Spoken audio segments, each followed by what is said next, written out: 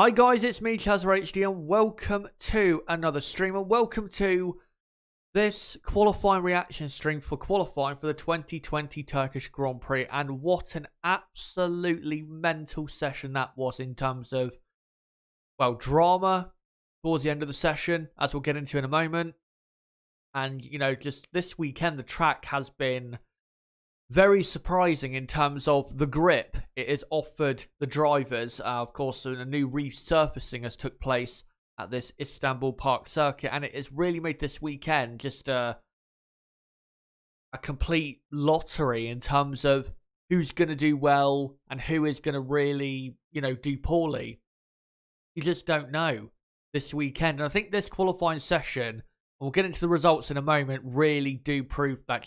And again, an absolutely mental day today at the Turkish Grand Prix.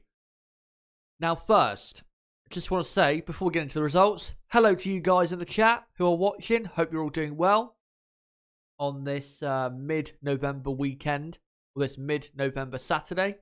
Yeah, hopefully you're all doing well and coping well with whatever situation you're going through at the moment. But let's now, if you haven't, by the way, seen the results of qualifying, you're going to be extremely surprised. But here are the results of qualifying. Yes, that is right. You do see that certain driver in P1. Lance Stroll is on pole position for the 2020 Turkish Grand Prix. As if 2020 could get even more mental. I never thought that would ever happen, to be honest, but it's happened. Wow. And then, yeah, Max Verstappen second, Sergio Perez third, Alex Albon fourth, Daniel Ricciardo fifth. What just a great top five that is for the race tomorrow. Lewis Hamilton sixth. That is the highest placed Mercedes on the grid. I mean, you know, it's a mental day when that's the highest placed Mercedes. Normally, if they have a bad day, they'll be, I don't know, second and third, you know, on a bad day. But sixth and ninth, that is, yeah, that's, and I think it says on the bottom ticker, if you look, so I think, researched this before I came on live. Today's result for Mercedes in qualifying, I believe, is their worst qualifying result since the 2012 Brazilian Grand Prix. I think that weekend it was 10th and 14th. So it just shows you how bad they were today and how great they've been ever since then. But yeah, Lewis Hamilton 6th, Esteban Ocon P7, Raikkonen 8th. What a drive by him. Bottas 9th, Giovinazzi 10th. Another great drive by him. Knocked out in Q2, Lando Norris, Sebastian Vettel, Carlos Sainz, Charles Leclerc, Pierre Gasly. Then knocked out in Q1, Kevin Magnussen, Daniel Kvyat, George Russell, who will be starting at the back of the grid anyway. Romain Grosjean and Nicholas Latifi. How far? About 34 seconds, I believe, of pole position. Just the 34 seconds. Could be worse. Anyway, those are the results. Let's now get into the teams. Now, because I wasn't expecting this, I am going to go in the same order as I normally do. So please do forgive me if we don't get to the pole position man until quite a bit later on in this stream. But again, I wasn't expecting this to happen. The first off, Mercedes. And by the way, the pictures, I know they're from, you know, the cars in the drive, but they are from yesterday. And I couldn't really, you know, in time get pictures from practice 3 ready for the stream. So that's just the way it has to be, unfortunately. Let's start with the Mercedes. Not just today, but the whole weekend, they have really struggled on this really greasy and just, you know, slippery track, as it says in the description of this video. Really greasy and really slippery. They've struggled all weekend. The car's not looked on it and not looked, you know, really that gripped up consistently at all this weekend. I think in general, they're just struggling on the track surface. And also, I think they're struggling to warm up their tyres a lot, which I think did contribute to their qualifying performance. Because I think the Mercedes does still, of course, have the best amount of grip. out of any car out there, but they just couldn't fire the tyres up, so they couldn't use it. Yeah, they've struggled all weekend. They really have, and I still thought even if they didn't get pole and we got a surprise pole sitter, I still thought maybe, you know, we could get 2 cars in the top 6 or 2 cars in the top 5, a 4th and 5th or 3rd and 5th, something like that. But 6th and 9th, I mean, that is really poor for this team. Really, really poor. And I think the worst thing for them is actually 2 bad things, I think, about today and, you know, going into tomorrow. The first bad thing that really is, you know, about today is both drivers in qualifying didn't really go off track, I don't think, ever. So it's not like they were constantly falling off the track and they never got a clean lap in. They had plenty of clean laps. They just didn't have any pace and just couldn't get the tyres fired up as well as Racing Point or Red Bull or Renault at times. You know, they just couldn't bring it all together to get pole position or even get close to pole position. And I think the second bad thing, which I think is a really bad thing going into tomorrow, is if it does rain tomorrow, which is looking not certain, but it is possible. I don't really see them tomorrow being, you know, massively quicker and ending up winning the race. I mean, don't count them out. They are the best team ever. There's no doubt about that. But, you know, again, considering what we've seen today, who can really, at that team, have any confidence that they're actually going to be better tomorrow if it does, you know, continue to be wet? If it is dry tomorrow, maybe they can improve to getting onto the podium, but that's another thing as well. It's not exactly easy to pass at this circuit. There's only really one part of the track where you can overtake, and that is towards the end of the lap. The longest straight or on throttle part of the circuit, the second DRS zone on the track. If you can't pass on that, or pass, don't want to sound too posh, saying pass, can't pass on that certain part of the track, you're going to not be able to find your way past the driver you're trying to, you know, fight your way past. So I think they're in for a really tough race. Really tough race. I just have no idea what to expect of them tomorrow. And that really goes for the rest of the grid. I don't really know what to expect.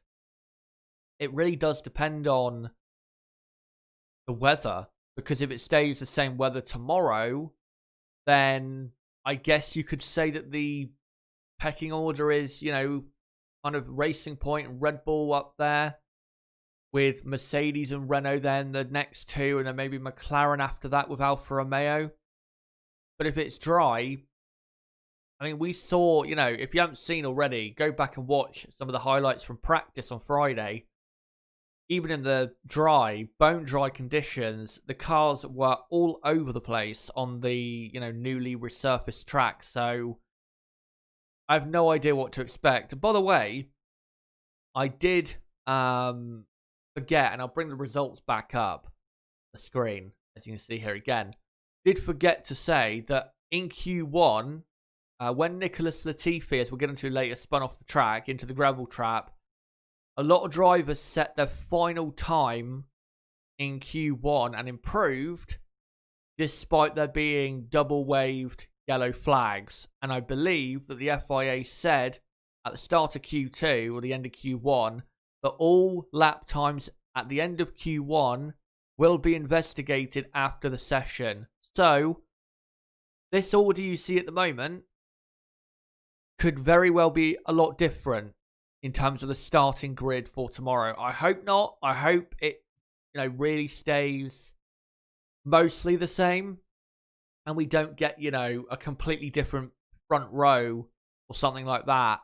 I hope not, but it's a very slam dunk thing, that rule. If, you know, if you are proven to have sped whilst or gone too fast rather, under-waved and double-waved yellow flags, like I just said, it's a slam dunk in terms of if you're going to get a penalty or not.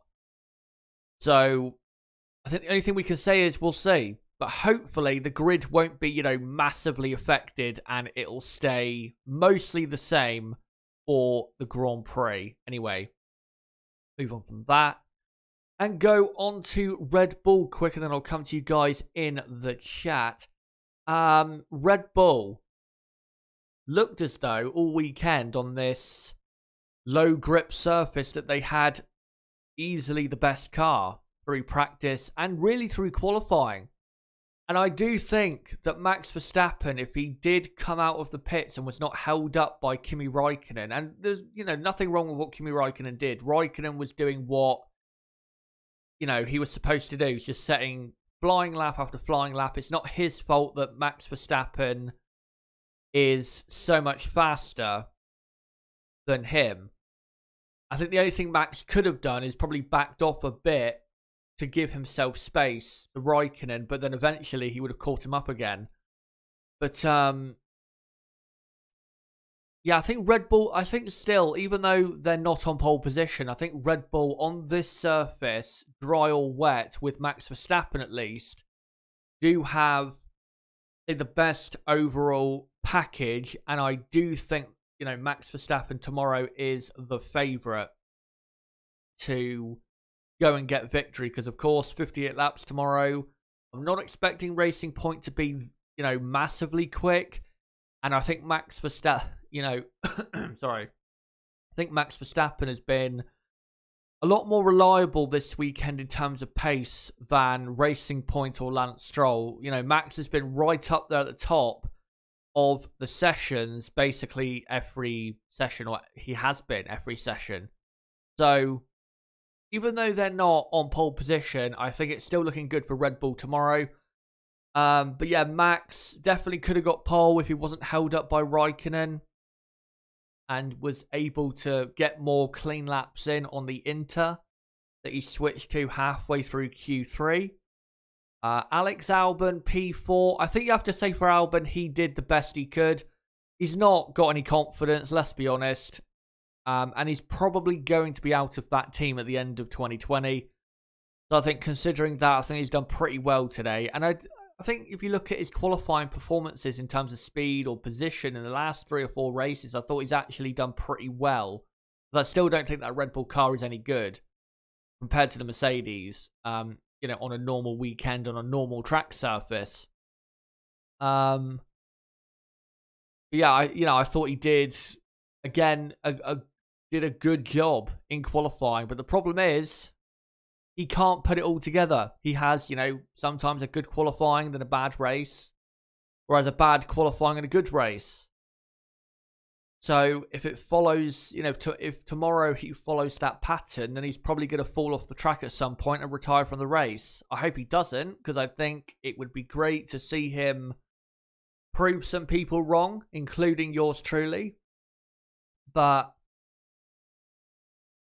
again, if he follows the pattern he's been following this season, that's probably what's going to happen. But I think with Max Verstappen, going back to him, he is still, for me, the favourite to win the Grand Prix tomorrow, despite Lance Stroll being on pole position. Because again, Max has consistently been right up there the entire weekend and has been really the class of the field 90% of the time. And this weekend does remind me a lot, in terms of Max Verstappen and what he's been doing, of the Mexican Grand Prix of 2018, where Max topped every session, I think, up until Q3, where Daniel Ricciardo got pole position. And of course, Max was very unhappy. But then if you remember, at the start of that race, Max got ahead at turn 1, got into the lead and ran away with the race and won by an absolute country mile. So that could easily happen again tomorrow, and I wouldn't be surprised at all if it did happen, because he has been very, very quick, and at times his pace has been terrifyingly good, especially in qualifying. There was times where he was 2 or 3 seconds a lap quicker than other cars that, that just shouldn't be the case. So he's still looking good. I think Red Bull is still looking good for a race win tomorrow. Red Bull looking to pick up their second ever race win at the Turkish Grand Prix tomorrow.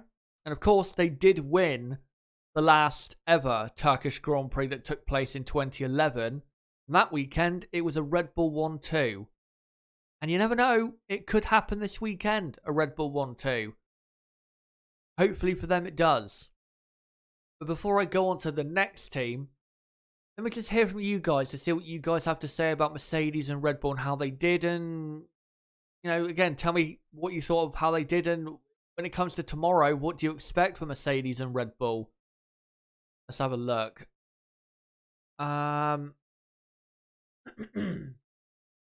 Let's see what you guys are saying quickly.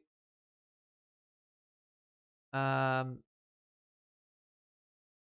to Ronan Brady. Hello to all you guys watching that are commenting in the chat.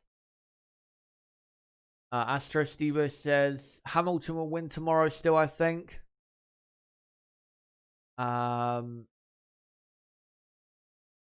JB, what's happened to Mercedes? Even in the dry, in practice, they were nowhere. That's the thing. You can't say, you know, it's not like they've been in practice right on the pace and then in qualifying they've just had nothing.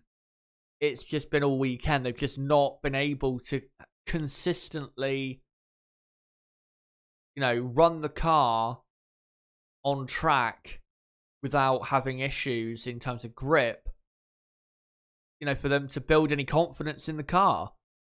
And I think with Lewis Hamilton tomorrow, because let's be honest, if it's wet or dry, he is most likely going to be the finishing or the highest finishing Mercedes works team driver. I think the one big benefit for Lewis Hamilton is that, you know, with it being 58 laps, hopefully, and we know in the races Lewis Hamilton has improved a lot compared to his earlier years. You know, with each lap, he should just get stronger and stronger because he'll have more confidence in where the grip is and where the grip isn't and all of that. So he should improve. But again, who would have thought 6th and 9th? I still thought coming into today when I went to sleep very early this morning / late last night, I still thought Mercedes were going to get a 1-2 today. I was expecting it to be dry, but I still thought they would get a 1-2 because it's Mercedes. They're not going to, you know, just fall off the cliff. But today in the wet, they just have. And it is definitely a massive surprise. But, you know, even though they're not on the pace, don't count them out completely because it is Mercedes and it's not like they've made mistakes today. They haven't. They just didn't have a quick enough car, you know, quick enough driver and car combination to get anywhere near pole position. Doesn't mean they can't, though, end up on the podium or winning the Grand Prix. By the way, Lewis Hamilton, in case you guys don't know, can win his 7th World Championship tomorrow.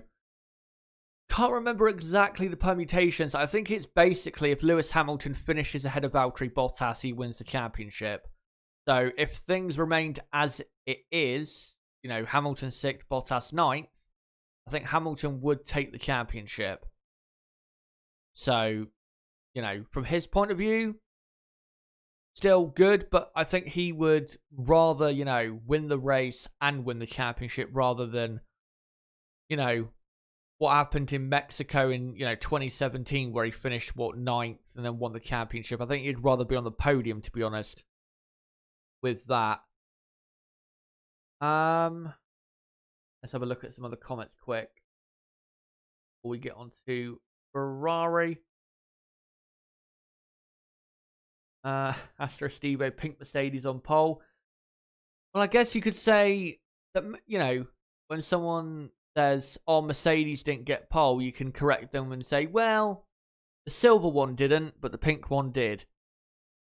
Ben McCarthy, great to see you in the chat, says you can tell Max was gutted. He was supreme all the way through qualifying and looked untouchable until the most crucial moments.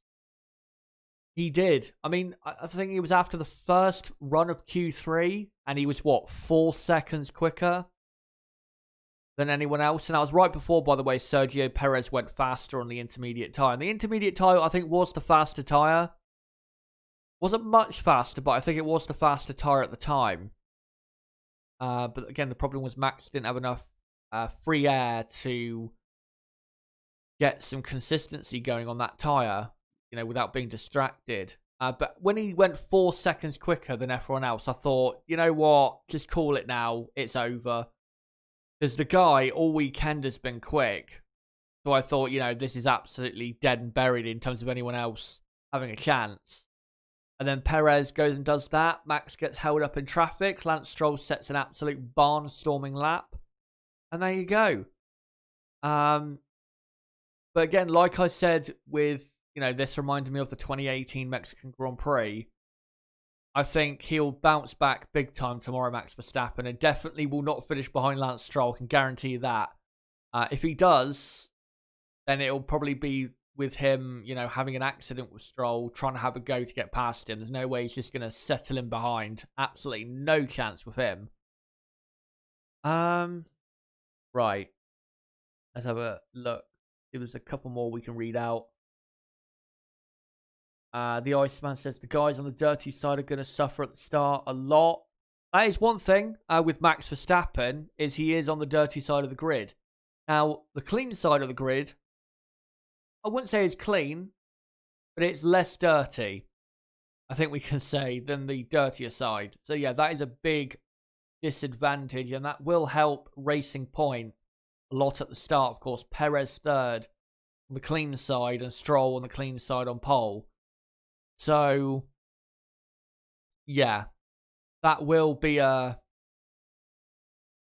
handicap, I think, for Max Verstappen. But still, even if he loses a couple positions, I still think he'll fight his way back through into a position where he can get, at the very least, a podium, if not a race win, if he continues the pace he's shown this weekend. So, it's a handicap, but it's not, game over if he loses a couple positions, because he's definitely got the pace. Ronan Brady, do you think it was a mistake from Red Bull to call him in to come on to Inters? Martin Brundle said it on commentary that he thought it was a mistake because he was on a much quicker lap. I think, look, hindsight is a wonderful thing. In hindsight, they would have let him complete the lap. He would have gone even faster. And then would have come in for Inters and then probably improved a slight bit more and then got pole. But I think at the time, I think it was the right decision to go on to Inters, because it was clear that, with Perez going on pole on Inters, it was clear that the intermediate tyre was the quicker tyre as long as you got the heat in them quick enough. But I think, the decision they made at the time was the right one. It's just, again, in hindsight, yeah, they should have left him out to complete the lap. And then he comes back in, a couple minutes later than he actually did. But, let's say, when he abandoned his lap to come in for Inters, let's say he comes in for Inters and doesn't get held up behind Kimi Räikkönen and gets pole anyway. Would anyone really, care? It just shows you the fine margins sometimes in this sport between getting it right and getting it wrong. Hello to Mike. Jack, great to see you. Right, let's have a look at if there's a couple more we can read out quick. Astro Stevo says Bottas has to outscore Hamilton by 8 points to keep the title alive if memory serves. Yeah, so if Hamilton beats Bottas, then obviously, if Bottas beats Hamilton, but yeah, it's not by enough points, then yeah, Hamilton will still win. But I think the simplest way to put it is if Lewis Hamilton, if I can speak English, beats Valtteri Bottas, it's over.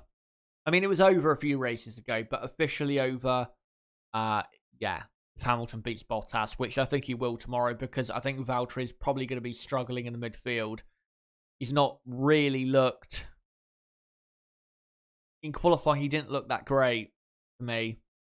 Neither did Hamilton, but, Hamilton, I guess you could say, produced a decent lap to get onto the third row. But, yeah. Let's have a look, see if there's one final comment I can read out before we get on to Ferrari, who had an absolute shocking day. Well, a shocking day by the standards that Ferrari should be setting, but by their standards, it was a pretty good day. Let's have a look quick. Michael Arvin says, I'm telling you, Kimi will win. Stroll will take out Max. Max will get out of car and beat Lance to a pulp. Hamilton will get out of his car to try and break up the fight, but will still finish in second. I think, to be honest, with the conditions, if it does rain as much as it did tomorrow, you could have a situation like a Monaco 96 where you only have 4 cars finish the race and maybe only 3 of them on the actual lead lap. You really could, because this weekend you had so many cars struggling for grip, falling off the track.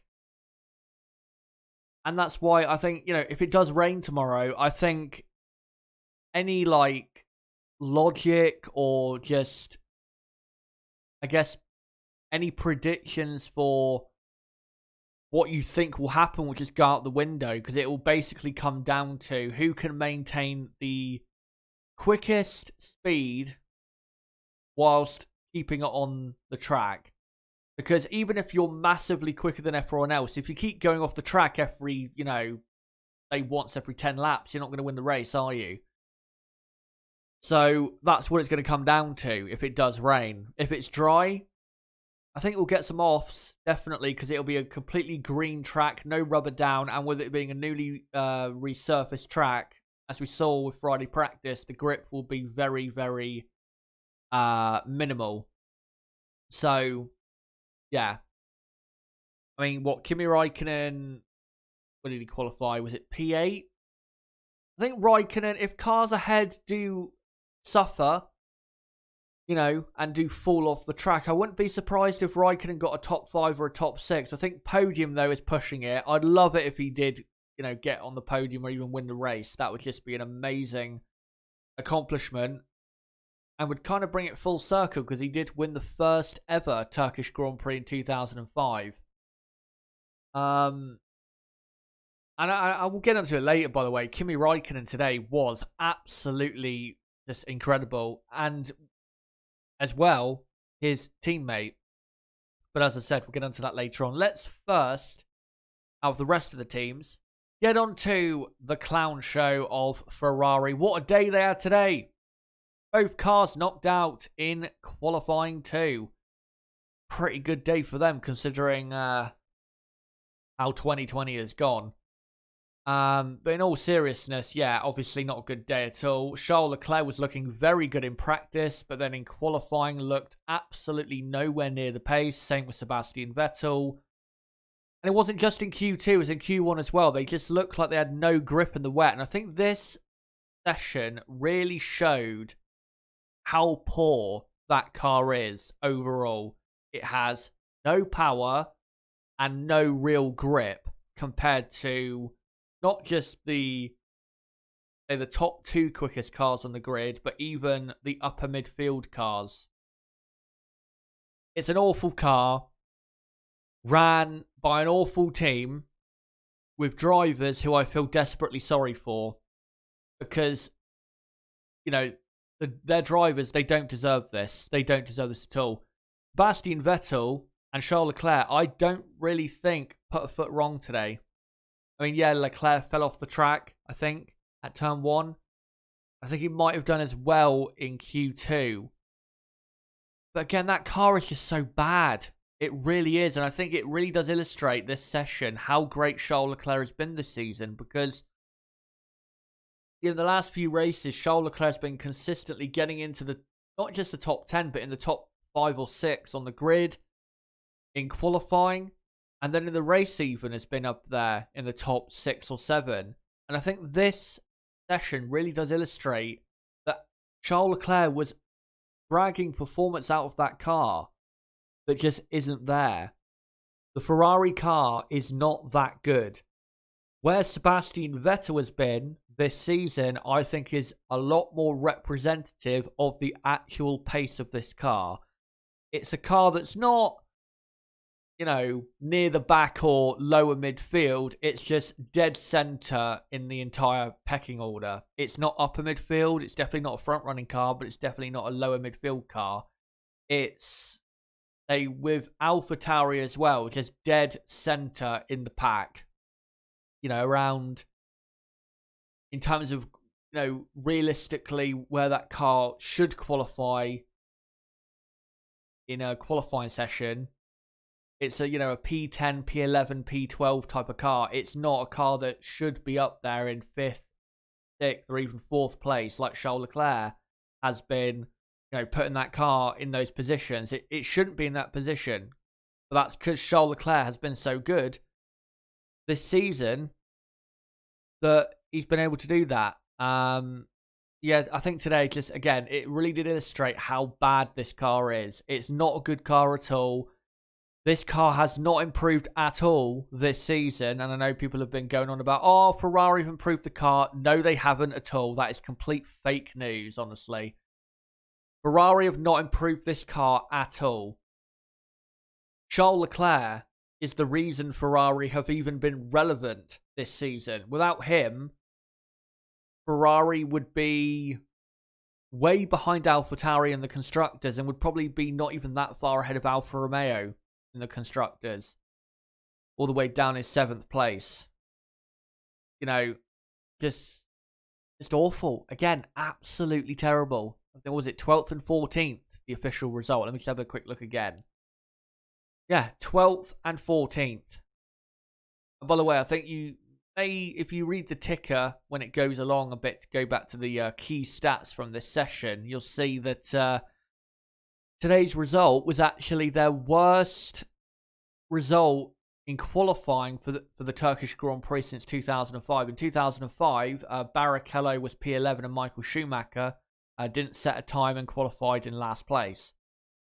And that season was very bad, but it wasn't as bad as this one. But yeah, awful car, awful team. Another awful day.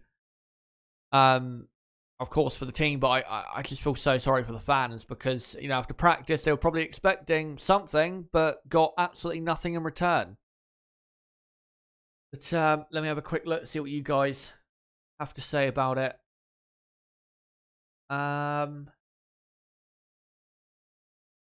De Rugara says, I would argue Sebastian Vettel is just about outperforming it as well.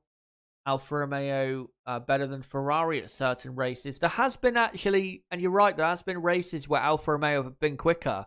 That was one. Then the Italian Grand Prix as well was one where they were quicker. I think Mugello was that one as well where they were quicker. But yeah, it's hard to know. It really is hard to know with Ferrari what the absolute exact pace is.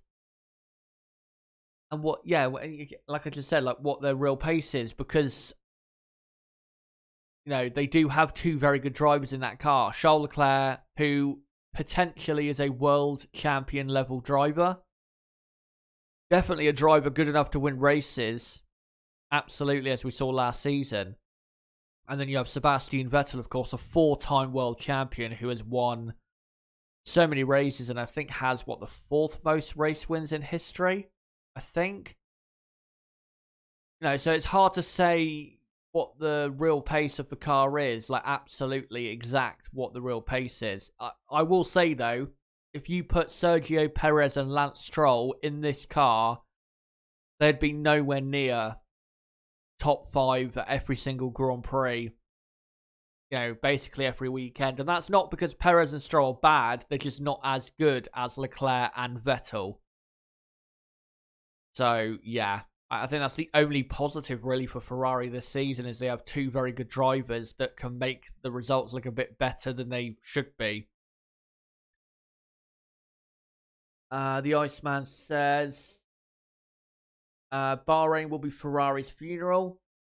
Oh dear, it will. Oh, it will. Not just the first race. I mean, the first race will probably feel not too bad for them compared to the second race. If you haven't seen the track layout for the second race and you are a Ferrari fan, then I would hesitate to have a look because it might cause you to throw up violently. JB says they have improved, in my opinion, but just not by much. They've improved on their own, but I don't think in terms of compared to everyone else, they have improved. I think that's the point I'm making.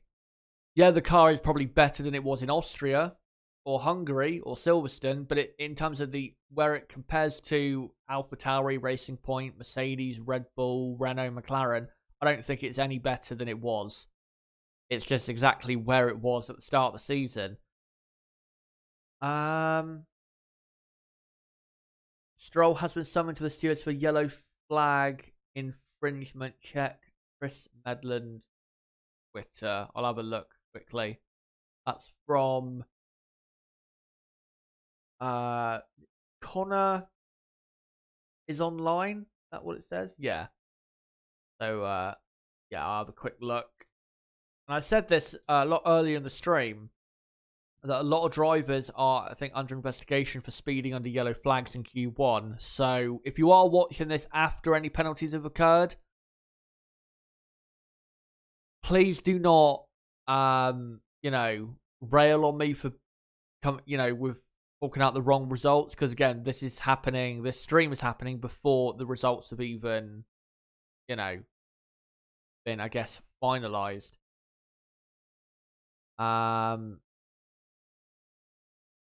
So, Stroll summoned to the stewards for ignoring yellow flags. And then he says, Chris Medland, important to note, this is for single waved yellows at 16:48 local time, so that's in Q3. Norris also summoned regarding double waved yellows for Q1. I'm trying to think when the session ended. Session ended at what? Local time, it ended at like 16:53, so that would have been one of Lance Stroll's penultimate runs, I think, in the session.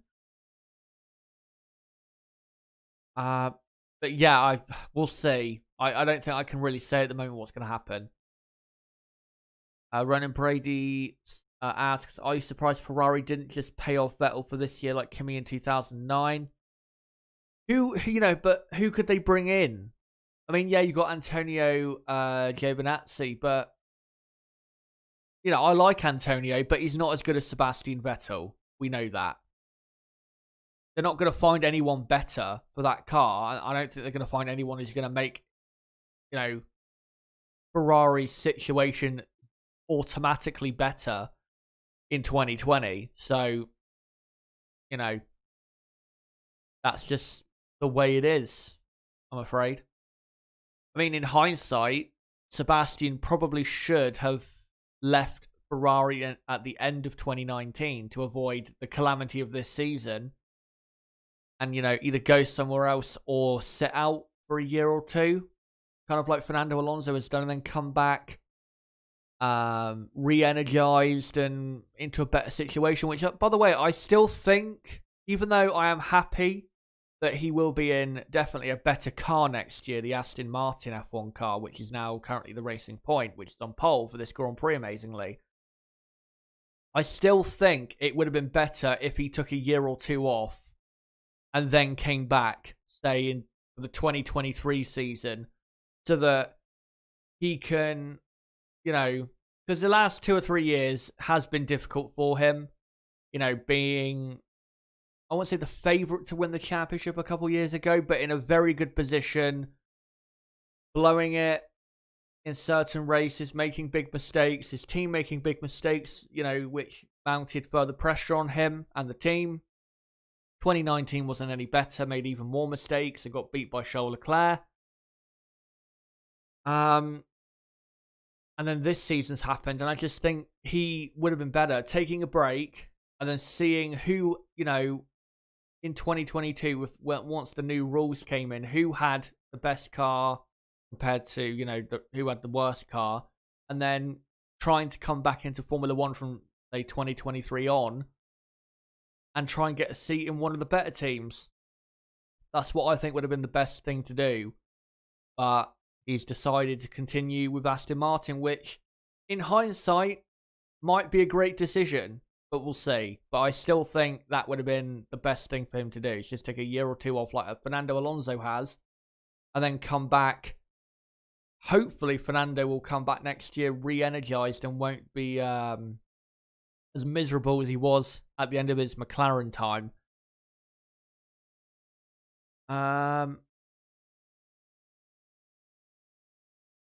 Let's have a quick look, see if there's any other comments.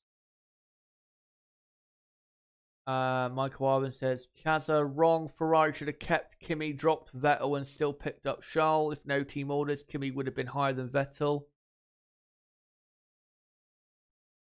Come on. Let's be honest. Kimi is a great driver. Maybe not a great driver, but, a very good driver. Always has been, always will be, but he was not as good as Sebastian Vettel. Let's be honest. There were definitely races where he was better. I think towards the end of 2018, Kimi was probably consistently better than Sebastian, but let's be honest, over their time as teammates, Sebastian was clearly better. There's not even a debate. Let's not get silly now. Right, final comment before I go on to the next set of teams. Do you think F1 should keep Istanbul on the calendar? Well, if this is the new track surface, I'm not so sure that the drivers and teams will be keen to come back, or Pirelli. But if you haven't seen the news, so the new 2021 calendar has been announced. New edition, Saudi Arabia. I'm not even going to get into all of that. I think we all know what I most likely think of that. Absolute bullshit. Vietnam is off the calendar, meaning that at the moment there is an open slot available at the end of April 2021. Now, in my opinion, that race will be the Portuguese Grand Prix at Portimao. The reason being is because that race weekend was well received by the drivers and teams and fans. And also, the following Grand Prix after that is the Spanish Grand Prix. So, considering the whole COVID situation, logistically, that is the one that makes the most sense. So I think that'll be the race that takes Vietnam's place. I think it is Spain as the 5th race of the season. If I'm wrong, then, let me know. But even if it's the Dutch Grand Prix, still, logistically, it's better it being in Portugal than Turkey or Malaysia or somewhere like that. So we'll see, but that's what I think will happen. I think it'll be the Portuguese Grand Prix at the end of April. And hopefully it's as good as the one we had a couple of weeks ago, just without the easy DRS overtakes. Anyway, on to the midfield. McLaren, very poor today. And I was surprised because I thought, considering it was wet, I thought Carlos Sainz and Lando Norris, this is a really good session for you guys to, further illustrate how good of drivers you are, and also, get a very important result for McLaren, because McLaren do need it desperately, because their grip on 3rd in the Constructors in that epic battle between them, Renault and Racing Point, they've lost grip on that, and they're now starting to slightly fall behind, and with a result like 11th and 13th, it's not looking good, is it, for McLaren?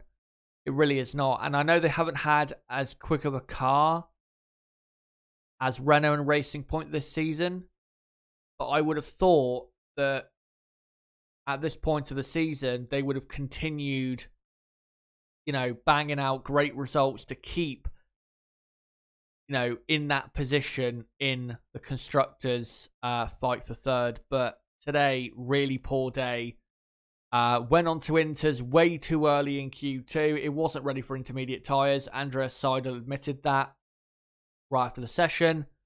And the reason they couldn't get through on the wet tyres once they went onto that is because they didn't have enough time, the drivers, to develop confidence and heat in the tyre to get a fast enough lap time to get into the top 10.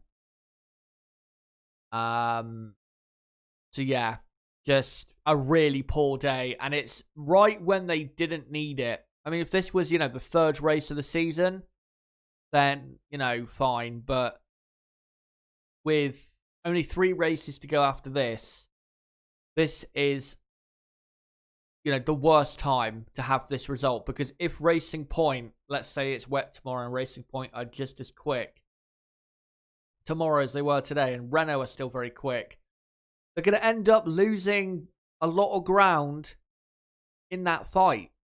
And if Racing Point score a lot of points, they might fall behind enough to the point where it's kind of unrealistic to expect McLaren to gain that ground back. So tomorrow, they've got to do something about that. They've got to get into the points with both cars. If they don't, and Racing Point or Renault or both get great results and lots of points, I really fear for McLaren in that fight. Because I think, considering how they started the season, how they've been this season, and how last season went, if they were to finish 5th in the Constructors, I think that would be a failure for them. Considering, this is McLaren. Yes, they're not quite ready to be winning Grand Prix or be on the podium on a consistent basis. We get that. But if they're going to progress forward, they've got to, for the future, they've got to be winning this fight. They really do have to. But at the moment, it does not look good. Does not look good at all. If I was to bet money on who's going to win this fight, I definitely wouldn't bet on McLaren right now, because they have just been going backwards, really, since the race at the Nürburgring. Well, not even that. Maybe ever since the race in Sochi at Russia. Or in Russia at Sochi, rather. They've just not... that momentum they had early in the season, getting the podium at the Italian Grand Prix and the podium in Austria. Remember that great result they had at the Spanish Grand Prix. They had a very good weekend at the first Silverstone race. They had a decent result in Mugello, and, things were still good for McLaren. But now it just looks... I don't know. It just looks like they've lost that form. And they just can't get it back. Yeah, again, if I was to bet on who was going to finish the highest in that battle, it definitely would not be McLaren right now. To me, if it continues in terms of form the rest of the season, how it's been going in the last few races, I just don't see how McLaren finish 3rd in the Constructors. They definitely can do it. Definitely can do it. But will they? At this point, you'd have to say most likely not, and that is a real sad situation. Because, I think even after the first 2 races, they were 2nd in the Constructors. Now they're joint 4th and most likely going to fall to 5th. Yeah, not good at all. For them, next up is the Renault Works team, who, considering how wet it was and how Renault normally go well in dry conditions and on, on circuits where the, say, speed of the track is a lot faster, 5th and 7th, sorry, my throat is very sore. 5th and 7th is a very good result for Renault. Very good result. Definitely a lot better than I was thinking. I was thinking maybe they could get a car into the top 10, but I didn't think they would be that strong in these conditions around this track. But considering where their strengths and weaknesses have been this season, that's a great result. And even though Racing Point do have both their cars ahead of them, with the the next 2 races being in Bahrain, where I think Renault will definitely have the quicker car, if they could maintain this type of position for tomorrow's race and come away with 15 points or more, that would be a pretty good takeaway from this Grand Prix. Even if Racing Point do outscore them by a few points, because I think Renault will claw some of that back in the 2 Bahrain races. So yeah, I'd say good result for Renault. Daniel Ricciardo again, great drive. I mean, the guy's been on fire all season. I can't think of the last, maybe the Spanish Grand Prix, but then again, Renault weren't quick at all that weekend. But I can't really think of a big, weekend where Daniel was off the pace. I can't really think of one. He's been on it all season. He has been great all season. And without him, Renault would not be third in the Constructors. He's been so good. Easily one of the top 5 best drivers this season. And has further proved why he is such a good driver. And I think tomorrow, come rain or shine, he will be up there in some form. And as long as he keeps it on the road, I wouldn't be surprised if it was a 3rd podium in 4 races. Which, you told me coming into this season, Renault would have 2 podiums over the course of a season, I'd be like, absolutely no chance. But, the possibility of 3 podiums in 4 races, that just sounds too 2020 to me. Yeah, Daniel's just been great. Ocon also I thought was good today. Wasn't great, but definitely good. Or very good, maybe you could say. But, again, Daniel Ricciardo, absolutely superb. And if Renault are going to get a big result, it's most likely going to be with him, let's be honest. The final team in that fight for 3rd in the Constructors, Racing Point, who, of course, got pole position today. Let's start with Sergio Perez, the man on screen. Sergio Perez did initially go fastest on Inters.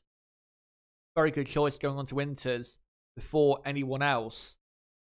And he was very quick today. He absolutely was. Looked quick all session. So did Lance Stroll, but Perez as well looked, very quick the entire session. And was always going to be up there in some form or another, or some way in another. Maybe it could have been better. Maybe he could have been on pole. But I don't think, with him being 3rd on the grid, I don't think you can say that, he'll be disappointed. I think it's his best ever starting position if he doesn't get a penalty for any reason. So, yeah, I think definitely you have to say great day for him. Could have been better, but still, great day for him. But Lance Stroll, pole position. That is the most 2020 thing that could possibly have happened in Formula 1. And I think the strangest thing is it didn't look like that was going to happen. He looked quick. He looked like he could maybe finish 4th, 5th, 6th. But I never thought he'd finish in the top 3. Never mind pole position.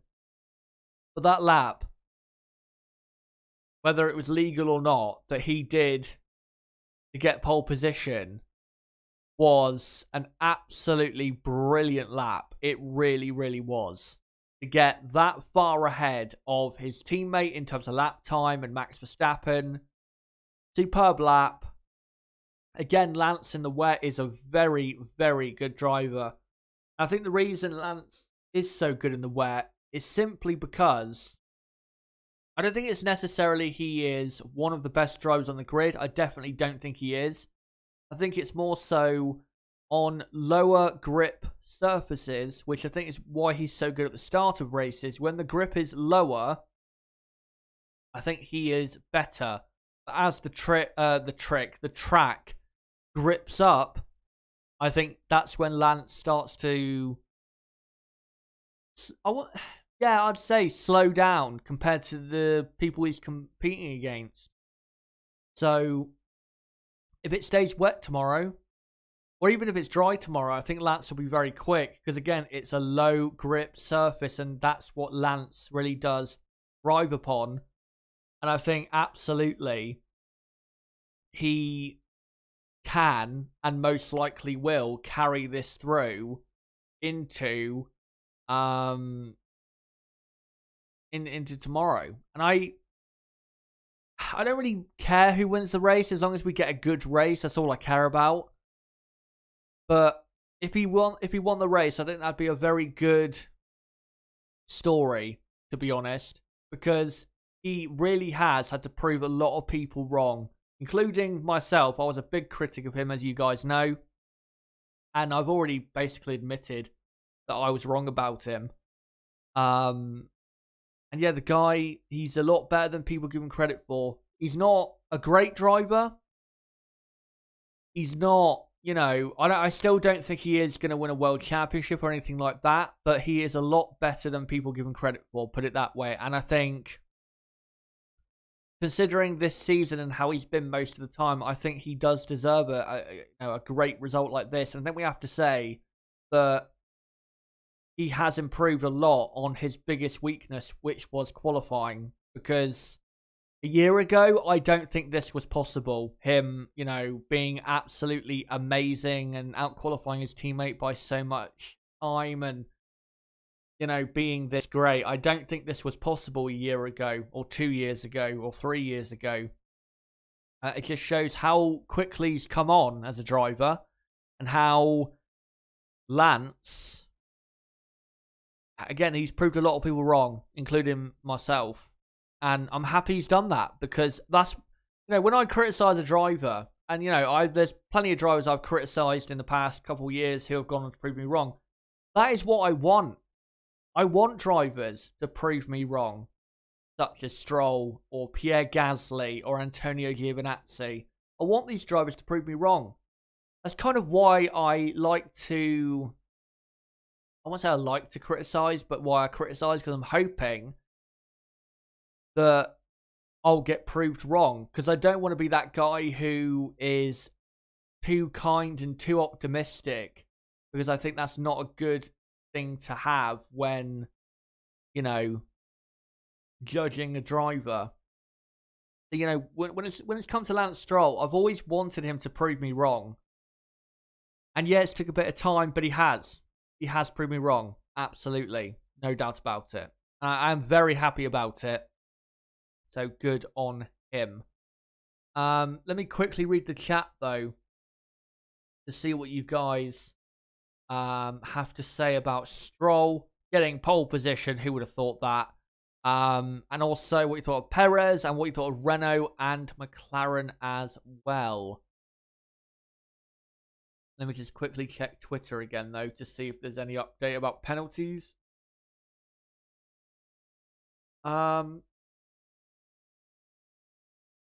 Yes, Stroll under investigation at the moment. There's no announcement of any news. Hopefully, it's not announced as I come off the stream. But anyway, have a look at some. Let's have a look at some comments quick, and then we'll get on to the rest of the teams. JB, Chaz has moved on to Ferrari since Stroll became good. Who's next, Chaz, once Ferrari gets good? Ferrari getting good, I think that's a long way off. Very long way off. Well, Renault were kind of on that list for people I criticize a lot. They have, I wouldn't say they proved me wrong this year, because I think what they've done this this year, Renault, is they've finally started doing what they should have been doing a couple years ago. Being at the top of the midfield and closing that gap to the rest, and getting a couple podiums here and there. I think this is what Renault should have been doing a year ago or 2 years ago. So they're not free of criticism still, Renault, because I still think they should be better than what they've been. Anyone else on the grid, or in terms of teams or drivers that need to be criticised? Not really. I mean, there's not really, except for Ferrari and maybe Red Bull, there's not really been that many teams or drivers that have been noticeably bad. There's been a lot that have been noticeably good or better than expected, but there's not been too much to criticise this season compared to last year, where last year the biggest things to criticise were Ferrari. I won't say Red Bull, but Ferrari, Renault. Who else? Pierre Gasly for the first half of the season because of his Red Bull time. Yeah, there's not too much to criticise, to be honest. Which, by the way, I have to just clarify. I don't like criticising people. But, it has to happen. I have to be fair and balanced the entire way. I can't just praise everyone or criticise everyone, because at the end of the day, there is always going to be winners and there's always going to be losers. And some days and some seasons, there are teams and drivers who should be doing a lot better than what they're doing. Which is why I'm a lot more critical than other, say, YouTubers of certain teams and drivers, because I think you have to be. You've got to be. You can't just give people a free pass, because it'll come back to bite you eventually. Oh yeah, Albon. JB brings up. I am actually going to, I think, probably be making a video on Alex Albon soon. I don't know when it will come out. Hopefully before the end of the year. But I'm probably going to make a video on him, which won't be probably that kind, but if he performed better, then that wouldn't be the case. Anyway, let's move on to the rest of the teams. AlphaTauri were absolutely shit today. 15th and 17th. Definitely nowhere near where they normally have been this season, which has been maybe just inside the top 10, or at worst, just outside the top 10. Honestly, today it looked more like a 2017 or 2018 Toro Rosso type performance rather than what it's been this season most of the time for AlphaTauri. I'm quite surprised that they were so slow, because I thought normally in the wet they tend to have a decent car. Pierre Gasly has been so great this season. I thought he would have been, putting in another great performance. But no, he wasn't. Yeah, they were just really poor. I don't think there's anything you can really say. Daniel Kvyat on his final lap in Q1 spun off. Yeah, just really, really poor. There's nothing really else to say about it. But the next team, Alfa Romeo, what a day they had. First double Q3 appearance of 2020. And I think, if I get this right, I believe it's their first double Q3 appearance since the... I don't think what Grand Prix it was. It was the Austrian Grand Prix in 2019. I think it was the Austrian Grand Prix of 2019 was our last double Q3 appearance. I think. If I'm wrong, correct me in the chat or in the comments after this finishes. But that's true. Great day for Alfa Romeo. And I think the reason I'm really happy for them today is because if you look at the last few Grand Prix, Alfa really have improved a lot. And I think people have not really noticed. They have really improved in terms of the grip of the car. They've improved that a lot. You can't really do anything about the power levels because, that's all down to Ferrari. And that's not going to get sorted probably for another couple years. But compared to the start of the season where this car looked like an old granny, to be honest, compared to even the Ferrari or the AlphaTauri, they have come on a lot during the season. And, last Grand Prix at Imola, they got a double points finish. They got a points finish at the Nürburgring. They were very close to a points finish at the Portuguese Grand Prix. I think they got a points finish, or they were very close to getting a points finish. In Russia, they got one in at Mugello as well. So you can see, look, in the last few races, they really have come on a lot and have been improving every single weekend. And I think this team, when it comes to next season, I think you'll be surprised if they keep up this trend of improvement into next season, I think you'll be surprised how quick they'll be next season. And if Ferrari do have a bit more power, I think you'll see them, say, not too far ahead of where they normally are. But I think they'll be definitely a lot more, getting into qualifying 2 than getting knocked down in qualifying 1 all the time. So, good to see that their hard work when it comes to improving that car has paid off with P8 for Kimi Räikkönen. Great drive by Kimi Räikkönen. Very consistent. Every lap he did was great. Also, great rally driving skills to keep the car on the island after he came out the pits for was it the end of Q1 or the start of Q2? Can't remember exactly, but used his experience of rallying back, 10 years ago to use that very well, that experience, to keep that car from going into the gravel or the barriers. But yeah, every lap he did was great. It was always quick. He was always right up there in the top 6 or 7. To be honest, you could argue that he would be disappointed with 8th place because there were times where he was up in 4th and 5th most of the time. So maybe it could have been better. I think tomorrow, if cars ahead do struggle and fall off the track, I wouldn't be surprised if Raikkonen got a few points. Wouldn't be surprised at all. And again, like I've said before, his experience will come in very handy. Especially tomorrow, because I think... I'm trying to think. He isn't the only driver on the track who has raced here before. Lewis Hamilton has raced here before. Sebastian Vettel has raced here before. Daniel Ricciardo, I think, maybe has in like a lower formula. Sergio Perez has raced here before. But, not many have raced at this track before. And I think that will come in handy for Kimi Räikkönen in the Grand Prix. And because, he's been in Formula 1 so long, his experience, it always comes in handy for getting a few points for his team. Haas F1. What is there to say, really? Kevin Magnussen knocked out.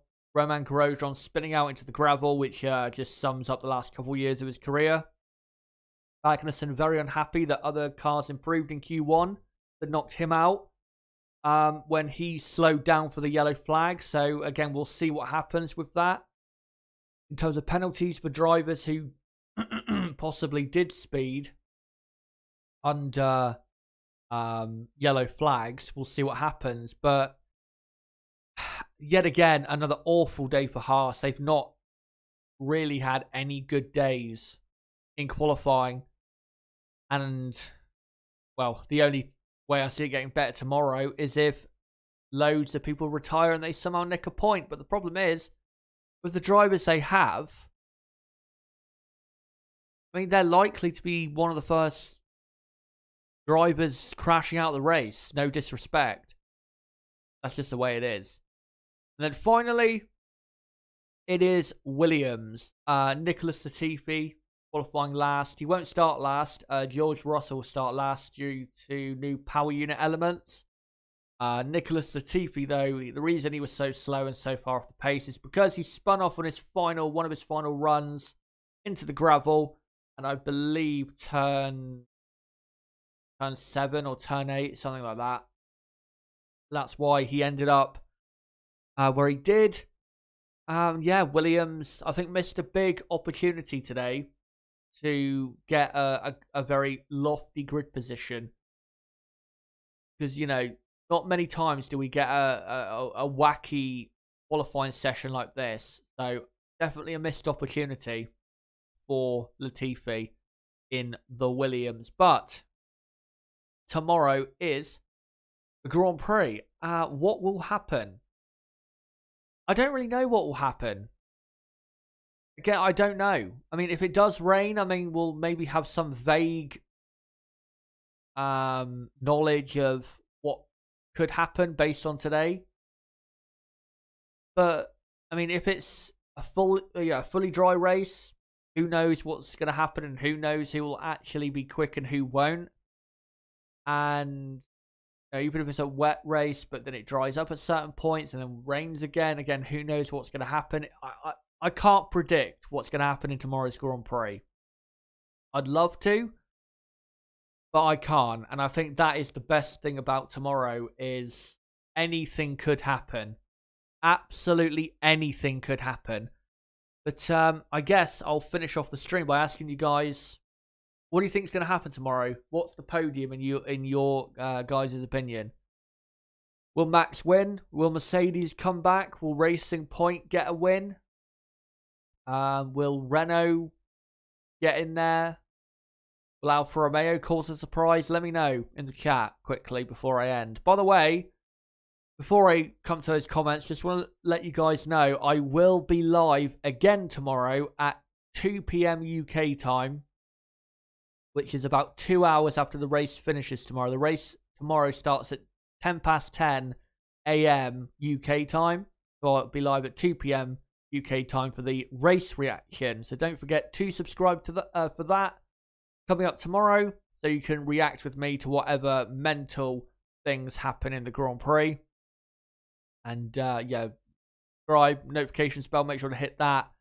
Go on the Discord server, link below in the description. Make sure to check out my previous videos. My last video, the Emilia-Romagna Grand Prix review, if you've not checked that out, to see, you know, what happened that weekend if you weren't able to catch up. So make sure to check that out. Yeah. But yeah, I'll be live tomorrow at 2 for about, I don't know, an hour and a half, which is nearly the amount of time I've been live today. But anyway, let's quickly come to you guys to see what you guys have to say. Let me just have a look. Josh says Ocon is overrated. Yeah, absolutely. I definitely agree with that. Ferrari ain't spending points on engine. They're spending it on the rear. Well, they should be spending on the engine because that's their biggest weakness. I mean, they don't have great downforce levels compared to what it should be if they want to win. But, you know, their biggest weakness is power. If they could fix that, that'd go a long way to getting them back up to where they want to be. Sam, Max P1, Stroll P2, Hamilton P3. Crystal Racing thinks Verstappen will win from Perez, Ricciardo, Stroll, and Albon. Ladies W10 thinks Albon will win. What an amazing feat that would be. Astro Stevo, can you talk up the futures of Perez, Albon, and Kvyat, please? Quickly.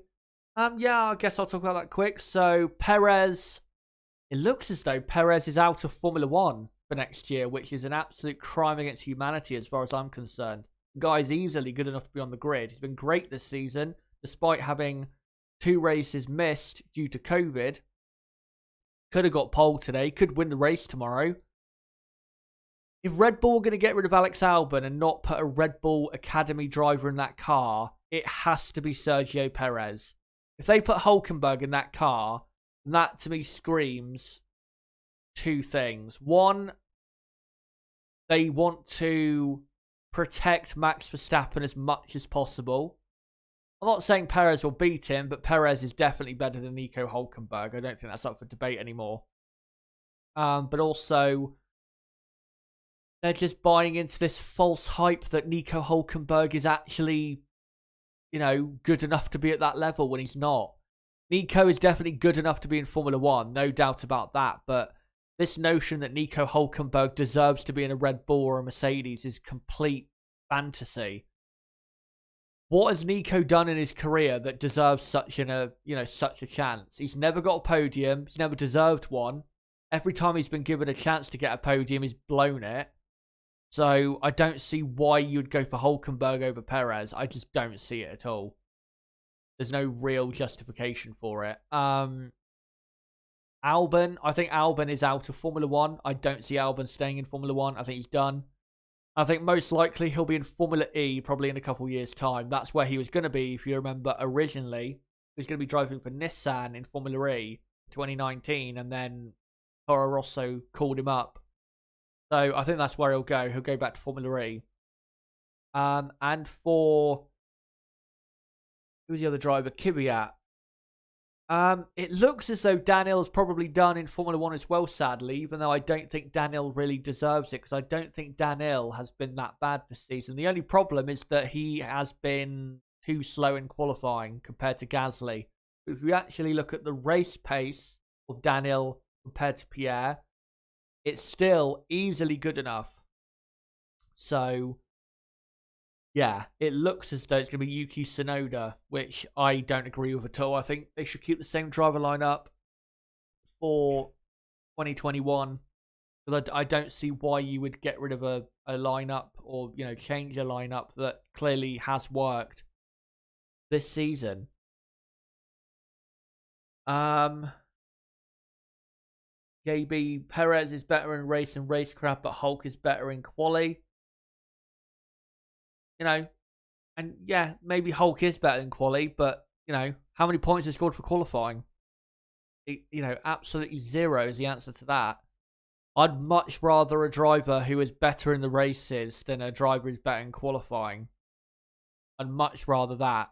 Because, you know, reliability of actually scoring points is a lot, obviously, better than just, oh, he might start in a high up position a few times. Right, let's find a more comments if I can. Crystal Racing says Tsunoda needs a second year of F2. I haven't really seen any F2 this season, but from what I've, I guess, heard, the front running drivers in that championship are what? Mick Schumacher, Callum Ilott, Robert Schwartzman. Who else? Mazepin been up there as well. But I've not really, I'll be honest, I've not really watched F2 at all this season because I haven't had the time or really that much interest to watch. Hulk, I feel, would be more of a team player compared to Checo, says JB. Again, though, is that really what they need? They need someone who can, you know, be up there with Max to give Mercedes a run for their money in the races. And I think, you know, Perez, if you look at the overall, you know, their quality as drivers, qualifying a race and all that combined and what they're like with, you know, working with their teams, I just think Perez is, you know, clearly the better option. I just don't understand. I still don't understand this whole, and it is a narrative and an agenda, that Nico Hülkenberg is this amazing driver. I remember doing a video about why Nico Hülkenberg is so overrated, and it was disliked a lot.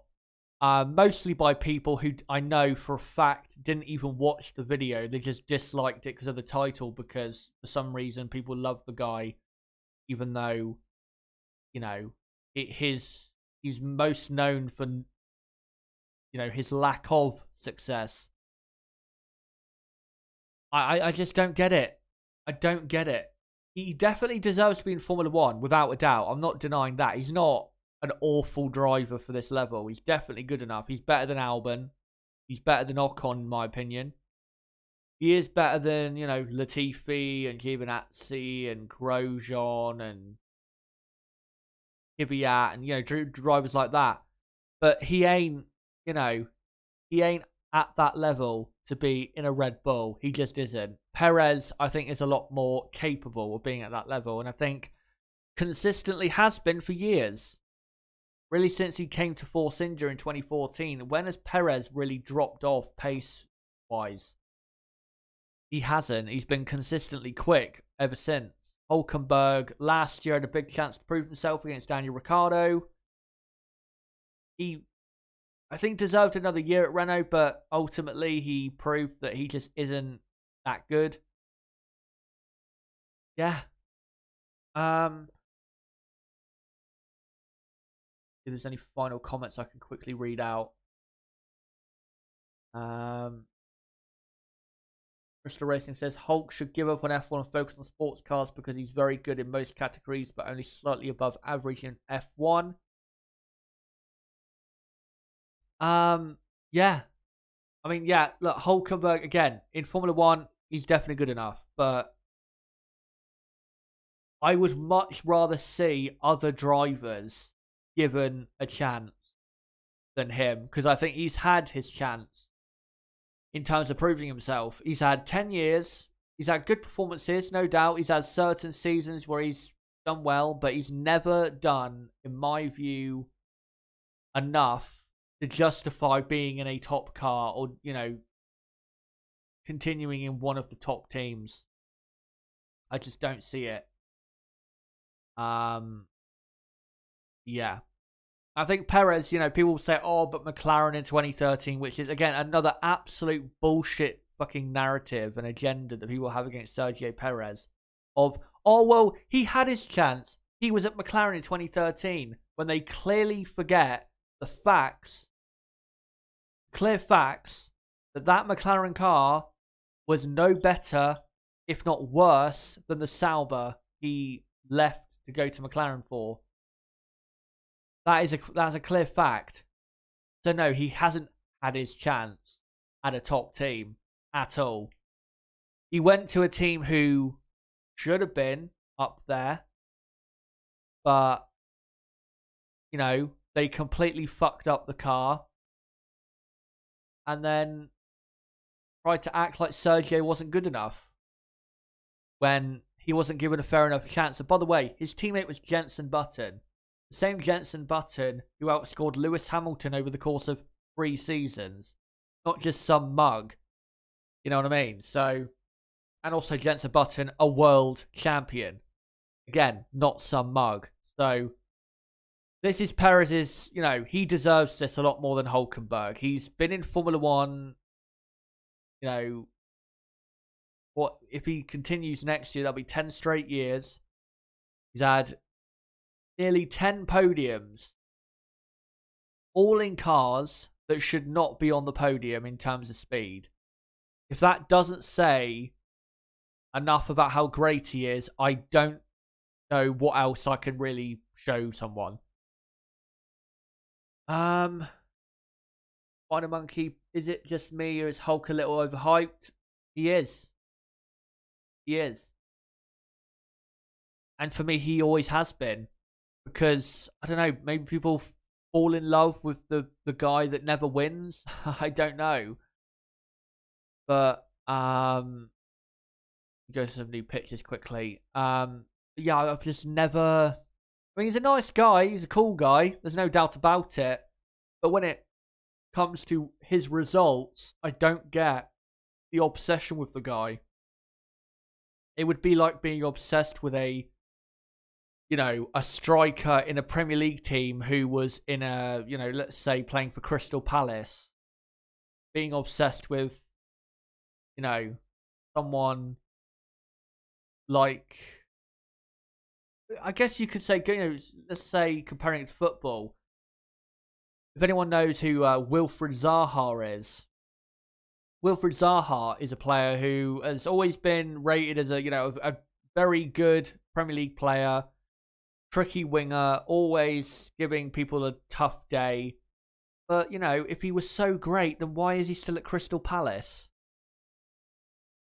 It's kind of the same thing with Hulkenberg, you know what I mean? They've just never, they're good, but they've never proven that they're worthy of being in a top team. But, still this obsession continues, and it never will end, seemingly, until he actually retires. Anyway, I think, and by the way, thank you to Irvin Sezendorf, who says it's good to see you back. Greetings from Irad. Thank you very much for that. Yeah, I think we'll come to the end of the stream because I've been live for about an hour and 25 minutes. So, as I said earlier, guys, I will be live tomorrow at 2 p.m. UK time for a race reaction. So don't forget, come along to that and let me know what you thought of the race and what you thought of all of the events of what should be a mental Grand Prix. Comment down below, what you thought of qualifying today. Let me know in the comment section down below. Don't forget to subscribe for that stream tomorrow and hit the notifications bell. Well, make sure to check out my other videos that I've done in the last couple of weeks on the channel that you can go and watch right now. As well, don't forget to join my Discord. We have, I think, almost 500 people in that Discord server, and it is very active and has been for the last 3 or 4 months. So don't forget to go and join that, because if you're looking for a conversation with F1 fans, that's definitely the place to be. Also, if you want to contact me for any reason or for any business reason, then the email address is in the description as well, chazzahdf1@gmail.com if you want to email me. But yeah, that's the end of the stream. And until tomorrow, and until hopefully what should be me reacting to an amazing Turkish Grand Prix, it's been me, ChazzaHD. Goodbye.